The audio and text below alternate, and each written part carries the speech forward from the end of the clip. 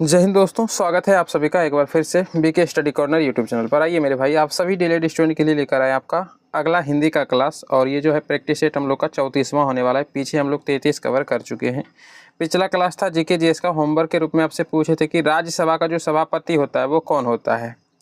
तो correct answer क्या होगा कहिएगा सर जी, देश का उपराष्ट्रपति होता है राज्यसभा का सभापति। करेक्ट आंसर क्या हो जाएगा कहिएगा सर, बी हो जाएगा। यहाँ पर राइट आंसर करने वाले में से है सादिक, साइयारा, आरती, संस्कृति, धीरज, अंबिका, प्रियंका, काजल, प्रिया, निकेश और ज्योति। चलिएगा स्टार्ट करते हैं। यहाँ से हम लोग अपने प्रैक्टिस सेट को कॉपी पेन लेकर के बैठिए और सेट लगाना शुरू कीजिए। पहला क्वेश्चन देखिएगा यहाँ पर कह रहा है कि निम्नलिखित दिए गए शब्दों में विशेष्य की पहचान करें, यानी विशेष्य इनमें कौन सा है। भाई विशेष्य किसको कहते हैं, यानी जिसकी विशेषता बताई जा रही है वही विशेष्य कहलाता है। जैसे दैनिक, दैनिक में आप समाचार पत्र लिखिए, दैनिक समाचार पत्र, इसका मतलब क्या हो गया, दैनिक तो यहाँ पर विशेषण हो गया ना, विशेष तो फिर समाचार पत्र हो गया। यहाँ पर कह रहे विशेष्य बताइए इनमें से कौन सा है। जैसे हम लोग यहाँ पर बोले बुरा, तो बुरा लड़का हम लोग जैसे लिखते हैं बुरा लड़का, तो इसमें लड़का यहाँ पर क्या हो गया कहिएगा सर, ये भले विशेष्य है, ये तो सर विशेषण हो जा रहा है। उसी प्रकार से कुलीन व्यक्ति यदि कहें तो व्यक्ति क्या है कहिएगा सर, व्यक्ति विशेष्य है, लेकिन कुलीन तो उसका जो है विशेषण दिखा रहा है। तो विशेष्य यहाँ पर कौन सा हो जाएगा, दीनता। कहिएगा सर दीनता यहाँ पर विशेष्य कैसे है, तो ध्यान रखिएगा मेरे बाबू, यदि आप नोट लिख रहे हैं तो नोट में लिख लीजिए, विशेष उसी को कहते हैं। विशेष्य हमेशा जो है किसी संज्ञा या सर्वनाम को ही विशेष्य कहते हैं, कोई संज्ञा या सर्वनाम ही विशेष्य होता है। कैसे, तो दीनता, आप दीनता के आगे जैसे हम लोग आदमी लगाते हैं कि दीनता आदमी, सुनने में सही लगता है कहिएगा सर नहीं। हाँ, हम ये भले बोल सकते हैं कि दीन आदमी, दीन आदमी ये बोल सकते हैं, माने गरीब आदमी है ना, लेकिन दीनता आदमी नहीं कर सकते हैं। दीन का ये क्या दिखाता है, भाव दिखाता है कि दीनता, तो भाववाचक क्या है, ये संज्ञा है। और अभी आपको बताएं कि विशेष्य जो है ये हमेशा कोई ना कोई संज्ञा होता है या सर्वनाम ही होता है। तो दीनता यहाँ पर क्या है कहिएगा सर, ये एक संज्ञा है, और ये संज्ञा है इसलिए इसको हम विशेष्य कह सकते हैं। समझ गए ना। तो करेक्ट आंसर यहाँ पर हो जाएगा ऑप्शन बी। यदि समझ में नहीं आया हो तो क्लास को थोड़ा सा और पीछे करके फिर से इसको समझ लीजिएगा। आइए अगले क्वेश्चन पर। नोट में बस इतना याद रखें ना आपके, हमेशा कोई ना कोई संज्ञा या सर्वनाम होगा, उसी को हम विशेष्य कहेंगे। अगला क्वेश्चन देखिए, यहाँ पर कह रहा है वह छोटी लड़की 5वीं कक्षा में पढ़ती है। इस वाक्य में वह क्या है बताइए, प्रविशेषण है या गुणवाचक विशेषण है या निश्चित संख्यावाचक विशेषण या विशेष्य है। तो कहिएगा सर विशेष्य तो नहीं है, विशेष्य यहाँ पर लड़की भले हो जाएगा। लड़की क्या है कहिएगा सर, ये है यहाँ पर विशेष्य। और ये जो छोटी है, छोटी क्या है कहिएगा सर, लड़की छोटी है, यानी लड़की का ये विशेषता दिखा रहा है। तो छोटी क्या हो जाएगा कहिएगा सर, ये है विशेषता। विशेषता कह लीजिए या फिर विशेषण कह लीजिए, एक ही बात है, विशेषण कह लीजिए। और यहाँ पर फिर वह क्या है, चूँकि हमको बताना यही है कि वह क्या है। तो देखिए मेरे भाई, प्रविशेषण है यहाँ पर, करेक्ट होगा प्रविशेषण। कहिएगा सर प्रविशेषण किसको कहते हैं, तो जो विशेषता का भी विशेषण बता दे, यानी विशेषण की भी विशेषता बता दे, उसी को प्रविशेषण कहते हैं। जैसे लड़की क्या है, छोटी है, तो छोटी तो यहाँ पर अभी आपको बताएं विशेषता है या फिर इसको हम विशेषण कह सकते हैं। तो ये विशेषण का भी विशेषता बता रहा है, यानी इसको डिसाइड कर रहा है कि ये छोटी लड़की नहीं वह छोटी लड़की। समझ रहे ना, यानी ये छोटी लड़की नहीं वह छोटी लड़की, यह वह से पता चल रहा है कि ये वाला छोटी लड़की है कि वह वाला है, यानी इसको डिसाइड कर रहा है कौन सा शब्द, ये वह शब्द डिसाइड कर रहा है। यानी ये छोटी लड़की का भी विशेषता बता दे रहा है अकेले, तो वह शब्द यहाँ पर क्या हो जाएगा, प्रविशेषण शब्द हो जाएगा। ये विशेषण का भी विशेषता बता दे रहा है, तो प्रविशेषण उसी को कहते हैं जो विशेषण का भी विशेषता बता दे। करेक्ट आंसर मेरे भाई ऑप्शन ए हो जाएगा, प्रविशेषण है ये। अगला क्वेश्चन देखिए, यहाँ पर क्या करें, कहता है रिटर्न डेट का हिंदी अर्थ क्या होगा बताइए। रिटर्न डेट का हिंदी अर्थ, तो भाई मेरे इसका करेक्ट आंसर हो जाएगा कहिएगा सर वापसी की तारीख, है ना। शब्द से यह स्पष्ट है, रिटर्न माने कि वापसी है ना, और डेट माने तारीख, तो वापसी की तारीख ये हिंदी में क्या कहलाएगा, इंग्लिश में क्या कहलाएगा, रिटर्न डेट, हिंदी में वापसी की तारीख। करेक्ट आंसर ऑप्शन ए हो जाएगा। अगला क्वेश्चन देखिएगा, यहाँ पर कह रहा है ये फल मीठे हैं। वाक्य में मीठे शब्द क्या है बताइए, मीठा क्या है कहिएगा सर, देखने से ही पता चल रहा है ये फल मीठे, यानी कि फल का विशेषता बता रहे कि फल कैसा है, मीठा है, माने सर ये विशेषण हो जाएगा। लेकिन मेरे भाई ऑप्शन पढ़िए, यहाँ पर देखिए क्या दे रखा है, एक तो सर्वनामिक विशेषण, विशेष्य विशेषण, विधेय विशेषण, है ना। यहाँ पर तो प्रविशेषण, सर आंसर होगा कौन, विशेषण तो स्पेशली कहीं पर दिया ही नहीं है। तो मेरे भाई ध्यान रखिएगा, यहाँ पर करेक्ट आंसर आपका हो जाएगा विधेय विशेषण। अब कहिएगा सर विधेय विशेषण कहते किसको हैं, तो ध्यान रखिएगा जो विशेषण संज्ञा के बाद, है ना, जो विशेषण संज्ञा, तो यहाँ फल क्या है कहिएगा सर संज्ञा, तो संज्ञा के बाद और क्रिया के पहले आए उसी को हम लोग कहते हैं विधेय विशेषण। जैसे यहाँ पर बीच में क्या आएगा कहिएगा सर मीठा, तो दिमाग लगाइए, फल मीठे हैं, तो मीठा देखिए बीच में आ गया, पहले क्या आया, ये फल जो है एक संज्ञा है ना, क्या है? संज्ञा विशेष, यही तो है विशेष, विशेष को ही तो हम लोग संज्ञा कहते हैं। तो ये हो गया हमारा संज्ञा, और ये है कौन सा क्रिया है? ये कहिएगा सहायक क्रिया के रूप में यूज होता है। तो है क्या है? एक प्रकार का क्रिया है, सहायक क्रिया कहिए या क्रिया कहिए। तो संज्ञा के बाद या क्रिया के पहले जो यूज होता है, जो विशेषण यूज होता है, उसी को हम लोग विधेय विशेषण कहते हैं। तो विशेषण तो ये है, लेकिन कैसा विशेषण? विधेय विशेषण है, याद रखिएगा इसको, ठीक है। करेक्ट आंसर यहाँ पर डी हो जाएगा। आइए अगले क्वेश्चन पर। देखिए यहाँ पर क्या करें, इसको थोड़ा छोटा कर लेते हैं। आइए, कहता है कि राम सोहन की अपेक्षा चतुर है, वाक्य में विशेषण की तुलना के आधार पर कौन सी अवस्था है, ये बताइए। विशेषण की तुलना तो यहाँ पर किया गया है कि भाई चतुर है ना। तो यहाँ पर कौन सी अवस्था है? मूलावस्था है या उत्तरावस्था या उत्तमावस्था, या इनमें से कोई नहीं? तो देखिए मेरे भाई, आज ये तीनों बता देते हैं, तीनों याद रखिएगा। मूलावस्था सर किसको कहते हैं, उत्तरावस्था किसको कहते हैं, और उत्तमावस्था किसको कहते हैं। सबसे पहले मूलावस्था समझिए। जब कोई एक ही वस्तु का तुलना या फिर ये कहीं उसका गुण बताया जा रहा हो, सिर्फ उसमें एक ही वस्तु या एक ही व्यक्ति आ रहा हो, तो उसको हम लोग मूलावस्था कहते हैं। कहिएगा सर कैसे? तो समझिए, जैसे कह दे कि राम चतुर है, कह देंगे सीधा कि राम कैसा है, कहिएगा सर चतुर है। तो यहाँ सिर्फ राम का विशेषता बता रहे नॉर्मली, इसमें कोई दूसरा व्यक्ति दूसरा वस्तु आ ही नहीं रहा है, तो इसको मूलावस्था कहेंगे। उत्तरावस्था किसको कहेंगे? तो जिसमें दो व्यक्ति या फिर ये कहें कि दो चीज़ों का, दो वस्तुओं का तुलना हो रहा है। जैसे यहाँ पर देखिए क्या हो रहा है, राम सोहन की अपेक्षा चतुर है। तो देख रहे हैं यहाँ राम और सोहन दो व्यक्ति आ रहा है, कहिएगा हाँ सर। तो इसको हम लोग उत्तरावस्था कहते हैं। तो करेक्ट आंसर क्या हो, कहिएगा सर उत्तरावस्था। आप सर थोड़ा सा उत्तमावस्था भी बता दीजिए। तो बस आगे बढ़ जाइए, यानी कि दो से अधिक या बहुत सारे व्यक्तियों की तुलना हो तो उसको हम लोग उत्तमावस्था कहेंगे। सिंपल है, याद रखिएगा इसको, ठीक है। तो यहाँ पर दो व्यक्ति, इसलिए इसको उत्तरावस्था कहेंगे। बस ये ध्यान रखिएगा, पहले आता है मूलावस्था, फिर उत्तरावस्था, लास्ट में उत्तमावस्था। करेक्ट आंसर यहाँ पर बी हो जाएगा। आइए अगला क्वेश्चन समझिए, कहता है कि दांत शब्द का तत्सम रूप बताइए। भाई क्या हो जाएगा? दांत का तत्सम रूप, इसका मतलब दांत पहले से ही क्या है, कहिएगा सर जी तद्भव शब्द है। तद्भव शब्द किसको कहते हैं? यहाँ पर लिख देते हैं, थोड़ा सा लिख लीजिएगा, बताए थे आप सभी को, लेकिन फिर समझ लीजिए। तद्भव उसको कहते हैं जो कि हिंदी में यूज होता हो, सिंपली, है ना, हिंदी में यूज होता है। जैसे दांत को हम लोग हिंदी में कैसे लिखते हैं? दांत ही तो बोलते हैं, लेकिन यही चीज़ संस्कृत में कैसे बोला जाता है, कहिएगा सर जी उसको हम दंत बोलते हैं, और जो संस्कृत में यूज होता है उसी को हम लोग तत्सम बोलते हैं। तो कह तो रहा है सवाल कि दांत शब्द का तत्सम रूप कौन सा हो जाएगा? ये दंत हो जाएगा। ये दंत क्या है? एक प्रकार का संस्कृत शब्द है। समझ गए मेरे भाई? चलिए करेक्ट आंसर यहाँ पर डी हो जाएगा। आइए अगले क्वेश्चन पर। देखिए कहता है कि सौर मंडल का बहुवचन रूप क्या हो जाएगा? बहुत अच्छा क्वेश्चन है ये, आपके एग्जाम में आ सकता है, इसको याद रखिएगा, ठीक है ना। सौर मंडल का बहुवचन रूप, अब ये जरूरी नहीं कि आपके एग्जाम में डीएलएड में पूछा ही जाएगा, लेकिन ये इंपॉर्टेंट क्वेश्चन है। कहिएगा सर कैसे? अब तक जितना भी बहुवचन वगैरह पढ़े होंगे उसमें कुछ ना कुछ चेंजिंग हो जाता है, लेकिन सौर मंडल का बहुवचन सौर मंडल ही होता है, याद रखिएगा। कभी सुने हैं ऐसा शब्द सौर मंडलाए, है ना, सौर मंडलाएँ या फिर सौर मंडला, ऐसा शब्द तो नहीं सुने हैं? कहिएगा नहीं सुने हैं सर, तो ये गलत हो जाएगा, ठीक है। करेक्ट आंसर डी ही हो जाएगा। सौर मंडल अपने आप में एक बहुवचन शब्द भी है, ठीक है, तो करेक्ट आंसर डी हो जाएगा। आइए अगला क्वेश्चन देखिए, कहता है काटना शब्द का द्वितीय प्रेरणार्थक रूप क्या हो जाएगा? द्वितीय शब्द प्रेरणार्थक रूप, सिंपल ये पूछ रहा है कि काटना जो शब्द है इसका प्रेरणार्थक रूप क्या होता है। देखिए प्रेरणार्थक शब्द उसको कहते हैं जिसमें कोई काम हम खुद नहीं कर रहे हैं, किसी और से करवा रहे हैं, उसी को हम लोग प्रेरणार्थक क्रिया के या प्रेरणार्थक शब्द बोल सकते हैं, इस प्रकार से यूज होता है। तो काटना, इसका मतलब हम खुद काट रहे हैं। जब इसको वाक्य में डिनोट करेंगे तो उसको काटना माने क्या हो गया? हम खुद से किसी चीज़ को काट रहे हैं, लेकिन इसका प्रेरणार्थक रूप कह रहा है, इसका मतलब किसी और से हम काटवा रहे हैं। तो किस प्रकार से बोल सकते हैं? काटने कहिएगा नहीं, काटनी नहीं, कटाना, हाँ ये बोल सकते हैं। यहाँ कटवाना कहिएगा सर, शुद्ध वाला तो सर डी वाला लग रहा है। हाँ तो मेरे भाई करेक्ट आंसर डी हो जाएगा, कटवाना, है ना। काटना माने अपने से काटना और कटवाना माने किसी और से कटाना, तो बिल्कुल प्रेरणार्थक वाला रूप यही हो जाएगा। डी यहाँ पर करेक्ट आंसर हो जाएगा। इससे भी ज़्यादा सटीक ये डी लग रहा है, तो डी करेक्ट आंसर होगा। आइए अगले क्वेश्चन पर, कहते हैं उत्कर्ष का विलोम बताइए। पहले भी बता चुके हैं, उत्कर्ष का विलोम क्या होगा? कहिएगा सर जी अपकर्ष हो जाएगा, अपकर्ष, याद रखिएगा, ठीक है। करेक्ट आंसर यहाँ पर सी हो जाएगा। देखिएगा अगला क्वेश्चन यहाँ पर क्या कर रहा है, कहता है जिसका ऋण लिया हो वाक्यांश के लिए दिए गए विकल्पों में से उपयुक्त शब्द चुनिए। जिसका ऋण लिया हो माने आप किसी का ऋण लिए हैं, तो उसको आप क्या कहिएगा? जिससे आप ऋण लिए हैं तो उसको हम लोग तो यही तो कहेंगे सर, ऋणदाता, माने वो हमको ऋण दिया है, उस व्यक्ति को क्या कहेंगे? ऋणदाता ही तो कहेंगे। और हम लोग जो लिए हैं, जो ले लिया है, उसको हम लोग कर्जदार बोलेंगे या कर्जदाता।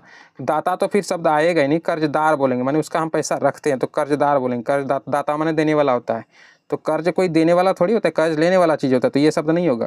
माने जो कर्ज लिया हो उसको कर्जदार बोलेंगे, और जो कर्ज दिया हो यानी जिसका ऋण हम लिए हैं, जो व्यक्ति हमको ऋण दिया है, उसको हम कर्जदाता कहेंगे। दोनों शब्द ध्यान रखिएगा। यहाँ पर करेक्ट आंसर ऑप्शन ए हो जाएगा आपका। आइए अगला क्वेश्चन समझ लीजिए, कहता है कि किस क्रमांक में अघोष व्यंजन है। अघोष व्यंजन, सर अघोष व्यंजन कहते किसको हैं? तो मेरे भाई एक होता है घोष व्यंजन, एक होता है अघोष व्यंजन। आज दोनों क्लियर करवा देते हैं, याद रखिएगा। इससे रिलेटेड यदि कोई भी क्वेश्चन पूछेगा ना आपसे बन जाएगा। अघोष व्यंजन उसको कहते हैं कोई भी व्यंजन वर्ण का शुरुआती जो दो वर्ण होता है, जैसे क और ख, क्या है कहिएगा सर? अघोष है। च और छ क्या है कहिएगा सर? अघोष है। इसी प्रकार से इसके अलावा जितना भी क ख च छ ट ठ प फ जो भी आता है, शुरुआती का जो दो आता है वो अघोष व्यंजन कहलाता है, ठीक है। और बाद का जो तीसरा, चौथा और पांचवा आता है, इसके बाद क्या आएगा कहिएगा सर जी? ग, घ और अंघ, ये क्या है? ये घोष व्यंजन। इसको क्या बोलिएगा कहिएगा सर? घोष व्यंजन। देखिए अघोष में तो ये शुरुआत वाला दो होबे करता है, इसके अलावा दो तीन और होता है, सिंपली याद रखिएगा। तालम सो, मूर्धन सो और जो दन सो, ये तीन एक्स्ट्रा याद रखिएगा आप, ठीक है। इन तीनों को एक्स्ट्रा आप याद रखिएगा। बाकी ये जो दो दो स्टार्ट होता है वो सारा अघोष व्यंजन कहलाता है। इसमें भी कुछ शुरुआत, ये जो तीन का लास्ट होता है ये घोष व्यंजन कहलाता है। और इसके अलावा याद रखिएगा य, र, ल, व और ह, ये क्या है कहिएगा सर? अघोष व्यंजन है, घोष व्यंजन। तो घोष व्यंजन का ये ट्रिक याद रखिएगा और अघोष का ये ट्रिक याद रखिएगा। सवाल देखिए अघोष से कह रहा है, दिमाग लगाइए। शुरुआती का या तो दो वर्ण होगा या फिर तालम सो, मूर्धन सो, दन सो होगा। देखिए किस में है? तो थ कहिएगा सर, शुरुआती का दो बोले थे तो और थ शुरुआत में तो सर यही दोनों आता है, तो सर यही तो राइट आंसर हो जाएगा। लेकिन फिर भी अगला ऑप्शन देख लेते हैं। दंत नो और यहाँ पर ब दिया है सर, नहीं दंत नो तो सर लास्ट में आता है, तो ये वाला होगा नहीं। झ सर, च और छ के बाद ही सर झ आएगा, तो ये वाला नहीं होगा सर। वो सर आप बताए हैं यहाँ पर वो आता है और ह आता है, यानी ये तो घोष व्यंजन में सर आता है, ये घोष व्यंजन में, तो ये वाला भी नहीं होगा। तो ध्यान रखिएगा मेरे बाबू, य, र, ल, व, ह और लास्ट का जो तीन होता है उसको घोष व्यंजन, और शुरुआती का जो दो होता है और तालम सो, मूर्धन सो, दन सो, उसको हम लोग अघोष व्यंजन कहते हैं। तो करेक्ट आंसर क्या होगा कहिएगा सर जी? ऑप्शन ए हो जाएगा। यहाँ से कोई भी क्वेश्चन बनेगा आपसे बन जाएगा, ठीक है ना। याद रखिएगा इस ट्रिक को। आइए अगले क्वेश्चन पर देखिएगा। यहाँ पर कहता है कि झगड़ा मेरे और उसके मध्य में था। यहाँ पर बताइए भाई कौन सा कारक है? में कौन सा कारक है ना? में यहाँ पर कौन सा कारक है? तो झगड़ा मेरे और सर कहिएगा सर, कर्ता ने कर्म को करण से, संप्रदान को या के लिए अपादान से, और अधिकरण सर लास्ट में आता है। अधिकरण में या पर, अधिकरण में ही तो आता है। इसका विभक्ति चिन्ह क्या होता है कहिएगा सर जी? या तो में या तो पर होता है। तो कह तो रहा है यहाँ पर में कौन सा कारक है कहिएगा सर जी? अधिकरण कारक। ऑप्शन हो जाएगा आपका यहाँ पर बी करेक्ट। याद रहेगा ना। चलिए अगले क्वेश्चन पर आइए। कहता है किस शब्द में तत्पुरुष समास है? बताइए तत्पुरुष समास किस में है? तत्पुरुष समास का तरीका क्या होता है कहेगा सर? या तो शुरुआती वर्ड यथा आएगा, क्या आएगा? यथा, या बे, या भर, या प्रति, या आ, है ना। तो ये आ देखिए यहाँ पर कहेगा सर, देखते ही पता चल गया सर आ जन्म कह रहा है ना। तो आ जन्म सर यहाँ पर तत्पुरुष समास हो जाएगा। लेकिन इसके अलावा तत्पुरुष समास का कुछ तरीका और भी होता है, वो भी आप सीख लीजिए थोड़ा सा। मैंने तत्पुरुष समास का दो पद तो होता है, इस समास में तो होता ही है दो पद। तो तत्पुरुष समास में जैसे कोई कह दे राजपुत्र, कहेगा राजपुत्र में कौन सा समास है? आप इसका क्या करिएगा? समास विग्रह करिएगा। तो राजा का पुत्र क्या हो जाएगा? कहिएगा सर राजा का पुत्र। तो तत्पुरुष समास का नियम यही कहता है कि जो बीच का विभक्ति चिन्ह का, के, की, को, के लिए कुछ भी आता है ना, वो लुप्त हो जाता है, खत्म हो जाता है, गायब हो जाता है। तो राजा का पुत्र, तो यहाँ पर जो का चिन्ह आता है इसको हटा करके जब हम सम्मिलित करेंगे तो क्या देखिए राजपुत्र बना। कहिएगा हाँ सर। उसी प्रकार से होता है जैसे बोल दे कोई रसोई घर, क्या कह दे? रसोई घर में बताइए कौन सा समास है? तो इसका विभक्ति क्या हो जाएगा? कहिएगा सर रसोई के लिए घर। बीच में कौन सा शब्द आता है? के लिए आता है ना, के लिए। तो ये को, के लिए कुछ भी आता है ये गायब हो जाता है। तो डायरेक्ट क्या बन जाता है? रसोई के लिए घर। तो सिर्फ रसोई और घर बोलेंगे। देखिए है ना रसोई घर, कौन सा समास होगा? कहिएगा सर तत्पुरुष समास। इसका लास्ट का जो पद होता है ना वो प्रधान होता है। जैसे आपको बताए थे राजपुत्र, क्या बताए थे? राजपुत्र, इसका मतलब क्या? राजा का पुत्र। तो राजपुत्र यहाँ पर देखिए स्टेबल कौन सा रहता है? जो स्टेबल रहता है वही प्रधान कहलाता है। जैसे पुत्र यहाँ पर कह दिया और इधर कहेगा राजपुत्र, माने राजा का पुत्र। किसी और का पुत्र कहेंगे तो पुत्र तो यहाँ पर स्टेबल है, बाकी इधर का संख्या चेंज होते रहे, जो स्टेबल है वही प्रधान कहलाता है। जैसे रसोई के लिए घर, तो घर यहाँ पर स्टेबल है, इधर वाला चेंज होते रहे, रसोई घर कह दें, किसी और का कोई और शब्द मिला करके कोई और घर बोलेंगे, है ना।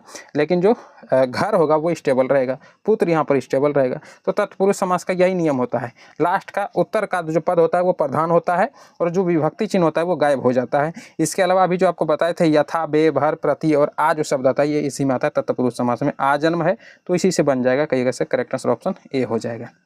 आइए तो अगले क्वेश्चन पर देखिएगा। यहाँ पर पूछ रहा है आपसे कि कैपिटल पनिशमेंट का अर्थ क्या होता है, बताइए। कैपिटल पनिशमेंट कहिएगा सर इसका मतलब होता है मृत्यु दंड, याद रखिएगा, ठीक है। कैपिटल पनिशमेंट माने होता है मृत्यु दंड। करेक्ट आंसर मेरे भाई यहाँ पर सी हो जाएगा, ठीक है। आइए अगले क्वेश्चन पर, कहता है कि चुल्लू भर पानी में डूबना मुहावरे का सही अर्थ क्या हो जाएगा। नहीं कहता, अरे भाई तुम तो चुल्लू भर पानी में डूब मरो, इसका मतलब क्या हो रहा है। हाँ दिमाग लगाइए, नदी में डूब जाना, कहिएगा नहीं सर। लज्जा को पानी में डुबो देना, लज्जा को नहीं सर, ये भी नहीं होगा। नदी को चुल्लू भर पानी, नदी से चुल्लू भर पानी निकालना, नहीं भाई। तो सर बच गया ऑप्शन फिर डी, इसको भी पढ़ के देख लीजिए, लज्जा के मारे मुंह नहीं दिखाना। हाँ सर ये हो सकता है ना, तो चुल्लू भर पानी में डूब जाना, डूब मरना, या फिर ये कहें कि लज्जा के मारे मुंह नहीं दिखाना, इसका अर्थ यही हो जाएगा, यानी लज्जित होना। करेक्ट आंसर डी हो जाएगा भाई। तो चुल्लू को पानी में डूब मरो, इसका मतलब शर्म के मारे डूब मरो, है ना, तो यही होता है। तो लज्जा के मारे मुंह नहीं दिखाना, करेक्ट आंसर डी होगा। चलिएगा अगले क्वेश्चन पर आते हैं। देखिएगा यहाँ पर क्या कह रहा है, अनुच्छेद अच्छा दिया है, तो यानी कि देखते हैं क्वेश्चन पहले क्या कहता है कि घरेलू डिब्बे प्लास्टिक से बनाए जाते हैं क्योंकि वे, यानी कि लग रहा है कि सर अनुच्छेद से ही दिया गया, तो अनुच्छेद हम लोग पहले पढ़ लेते हैं। देखिए कह रहा है कि प्लास्टिक हल्के, सस्ते और क्षरण तथा बैक्टीरिया के प्रभाव के प्रतिरोधी होते हैं। वे अन्य किसी भी पदार्थ से अधिक समय तक चलते हैं। यही कारण है कि प्लास्टिक उन वस्तुओं के निर्माण में प्रयुक्त होते हैं जो अधिक दिन चलें। मोटर गाड़ियों, वायुयानों और अंतरिक्ष यानों के पुर्जे बनाने में प्लास्टिक का उपयोग होता है। हमारे प्रत्येक दिन काम में आने वाले बहुत से सामानों को बनाने में इनका उपयोग होता है, जैसे कि खाद्य सामग्री या रसायनों के भंडारण के लिए डिब्बे, फर्नीचर, जूते या फिर जो कि विभिन्न घरेलू वस्तुएं जो इससे बनाए जाते हैं ना।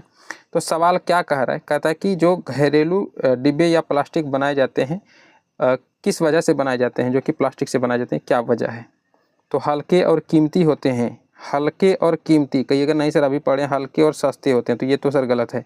सस्ते और क्षरणशील होते हैं, देखिए सस्ते और क्षरणशील, देखिए तो यहाँ पर क्या कर रहा है, सस्ते और क्षरणशील होते हैं। एक बार देखते हैं क्या कह रहा है, सस्ते और क्षरण तथा बैक्टीरिया के प्रभाव के प्रतिरोधी होते हैं। देखिए यहाँ पर क्या कर रहा है, सस्ते तो होते हैं, हल्के सस्ते होते हैं, क्षरण तथा बैक्टीरिया के प्रभाव के प्रतिरोधी होते हैं, यानी कि क्षरण के भी प्रतिरोधी और बैक्टीरिया के प्रभाव के प्रतिरोधी। तथा तो मतलब ये हो रहा है ना कि क्षरण तथा बैक्टीरिया के प्रभाव के प्रतिरोधी। तो क्षरणशील नहीं होता है, क्षरण के प्रतिरोधी होता है। क्षरण माने होता है कि जल्दी, है ना, सड़ गल के खत्म हो जाना, धूप लगने से क्षरण होना माने नष्ट होना। तो क्षरणशील तो नहीं होता है सर, क्षरण के प्रतिरोधी होता है। तो सस्ते और क्षरणशील, सस्ता तो फिर होता है लेकिन क्षरणशील नहीं होता, तो फिर ये वाला भी नहीं होगा, ये तो होगा ही नहीं। बैक्टीरिया के प्रतिरोधी तथा भारी होते हैं, ये सर बैक्टीरिया के प्रतिरोधी तो होता है लेकिन भारी सर नहीं होता है, फिर ये भी गलत है, हल्के भले होते हैं। तो क्षरण के प्रतिरोधी कहिएगा हाँ सर ये होते हैं और हल्के होते हैं, तो बिल्कुल सटीक आंसर क्या हो जाएगा, कहिएगा सर जी डी वाला हो जाएगा। पहला जो लाइन था वहीं से आंसर निकल कर ये आ रहा है, तो करेक्ट आंसर डी हो जाएगा। देखिएगा मेरे भाई अगला क्वेश्चन यहाँ पर करे, प्रेम अनदेखी राहों की तरह ही आकर्षक होता है। इस वाक्य में काल पहचानिए, यानी कौन सा काल है, अपूर्ण वर्तमान काल है या भूतकाल है या फिर पूर्ण वर्तमान काल या फिर सामान्य वर्तमान काल। कहिएगा सर भूतकाल तो होगा नहीं, क्या कि यहाँ पर है वाला आ गया है, तो भूतकाल में तो था थे थी आता है, तो है वाला तो होगा नहीं, यानी भूतकाल तो होगा नहीं। करेक्ट आंसर क्या हो जाएगा मेरे भाई, ध्यान रखिएगा यहाँ पर है सामान्य वर्तमान काल। कहिएगा सर सामान्य वर्तमान काल किसको कहते हैं, तो नॉर्मल वर्तमान में जो घटना घटता हो उसी को सामान्य वर्तमान काल कहते हैं। और इसके वाक्य के लास्ट में ता है, ती है, ये सब शब्द आता है, ता है, ती है, ते हो, है ना, इस प्रकार। देखिए यहाँ पर क्या है, होता है, यानी देख रहे हैं ता है आया है, कहिएगा हाँ सर, तो इसी को कहते हैं सामान्य वर्तमान काल, ठीक है, याद रखिएगा। करेक्ट आंसर डी हो जाएगा। आइए अगले क्वेश्चन पर, यहाँ पर कहता है कि काजल की रेख सी कतार है खजूर की। इस पंक्ति में अर्थालंकार के का कौन सा भेद छलकता है या झलकता है, झलकता होगा, छलकता नहीं होगा, है ना, रियल में झलकता ही लिखा हुआ है, छलकता पढ़ दिए। तो बताइएगा काजल की रेख सी, कहिएगा सर सी शब्द आ गया है, आप बताएं सर जिसमें सी शब्द आता है उसमें होता है सर उपमा अलंकार। तो करेक्ट आंसर क्या होगा, कहिएगा सर जी बी हो जाएगा। उपमा अलंकार का नियम यही होता है, इसमें शब्द आपको दिख जाएगा, सा, से, सी, सम, है ना, सदृश, ये सब शब्द दिखेगा, सदृश या समान, या फिर इसके अलावा आपको सरिस, ये सरिस शब्द भी दिखता है। तो ये सब ध्यान रखिएगा, ये सब इसी में आता है उपमा अलंकार में। यहाँ पर सी आया मतलब उपमा अलंकार है। सर अगले क्वेश्चन पर आइए, देखिएगा यहाँ पर कह रहे हैं दिए गए विकल्पों में से सही का चयन कर रिक्त स्थान को पूर्ण कीजिए। परभृत डैश का पर्याय है, पर्याय माने पर्यायवाची शब्द ये कह रहा है। तो परभृत इसका अर्थ पहले समझिए, पर माने होता है दूसरा, पर माने क्या हो गया दूसरा, और भृत माने हो गया पोषण, पोषण यानी दूसरों से पोषण लिए हुए चीज़ों को परभृत कहते हैं।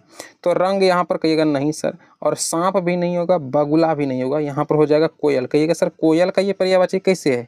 तो कोयल जो अपने अंडा देता है ना, कोयल जो अपना अंडा देता है वो खुद से पोषण उसको नहीं देता है, वो किसी न किसी पक्षी के घोंसले में जाकर के, जैसे कौवा वगैरह का जो घोंसला होता है ना उसमें जाकर के ये कोयल जो है अंडा दे देती है, और फिर कौवे ही उसका पोषण करते हैं। समझ रहे हैं? कौवा भ्रमित हो जाता है, उसको पता ही नहीं होता कि ये मेरा अंडा या फिर कोयल का अंडा है, और वो उसका पोषण करते रहता है। तो दूसरों से पोषण लिए हुए चीज़ों को ही परभृत कहते हैं, और परभृत किसका पर्यायवाची शब्द है? कोयल का है। तो यहाँ पर करेक्ट आंसर क्या हो जाएगा? ये सर जी कोयल आएगा, तो बी यहाँ पर सही जवाब होगा, याद रखिएगा इसको, ठीक है। आइए अगले क्वेश्चन पर। अच्छा देखिए, ये सवाल हम फिर से रिपीट किए हैं, आपको एक चीज़ इसमें बताना था, उस दिन नहीं बता पाए, लेकिन फिर भी अच्छा है आज इसको लिए। समझिए, काली घटा का घमंड घटा, ये पिछले क्लास में कराए थे। पंक्ति में कौन सा अलंकार है? तो आपको क्या बताए थे? कहिएगा सर जी एक ही शब्द दो बार यूज किया गया है और दोनों स्थिति में इसका अर्थ अलग अलग निकल रहा है। यानी यहाँ पर घटा का मतलब क्या हो रहा है? काली घटा, माने कि ये घटा माने हो गया बादल, इसका मतलब हो रहा है बादल, और यहाँ पर घमंड घटा, इसका मतलब घटा माने कम हो जाना। तो सर शब्द एक ही है लेकिन अर्थ अलग अलग निकल रहा है। उसमें सर आप बताए थे उसमें होता है आपका यमक अलंकार। तो बिल्कुल मेरे भाई ए यहाँ पर सही जवाब अभी भी हो जाएगा। लेकिन यदि आपको यमक अलंकार ऑप्शन में नहीं मिले ना, तो आप कहाँ पर जाइएगा? कहिएगा सर अनुप्रास अलंकार पर चले जाएंगे। क्यों मेरे भाई? तो देखिए घटा और घटा, अनुप्रास अलंकार का भी नियम यही कहता है कि वर्णों की आवृत्ति बार बार हुआ हो। तो यहाँ पर देखिए घ शब्द, घ वर्ण जो है एक बार आया, फिर यहाँ पर भी देखिए घ आया हुआ है, तो इस हिसाब से अनुप्रास अलंकार हो जाएगा। लेकिन ये तब लगाना है जब आपको ऑप्शन में यमक अलंकार नहीं मिले तब। तो यहाँ पर तो सर यमक अलंकार दे रखा है, तो करेक्ट आंसर ऑप्शन ए ही हो जाएगा। यदि ये ना होता तो फिर सी सही जवाब होता, इसलिए आपको बताया आज ला करके वापस से सवाल, ठीक है ना। तो ध्यान रखिएगा इस चीज़ को। आइए अगले क्वेश्चन पर। कहता है दिए गए विकल्पों में से शुद्ध वाक्य को छांटिए। बताइए, दिए गए विकल्पों में से शुद्ध वाक्य छांटिए। चाकू से बच्चों को काट कर फल दो। चाकू से तो ठीक है, बच्चों को काट कर, देखिए बच्चों को काट कर, बच्चे को काट देंगे तो फल किसको देंगे? ये तो गलत बात है।